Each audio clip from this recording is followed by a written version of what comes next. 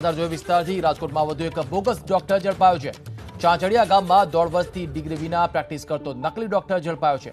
આરોપી ધોરણ 10 પાસ કરી નર્સિંગનો અભ્યાસ વચ્ચે છોડીને ગામમાં જ પ્રેક્ટિસ કરવા લાગ્યો હતો।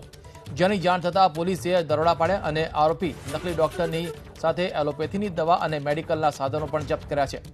પ્રાથમિક માહિતી પ્રમાણે ગામમાં ડોક્ટરનો અભાવ હોવાની વાતનો લાભ લઈને તેણે પ્રેક્ટિસ શરૂ કરી હતી।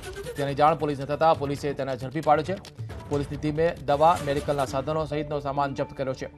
રાજકોટના ચાંચડિયા ગામમાંથી ઝડપાયો છે બોગસ ડોક્ટર।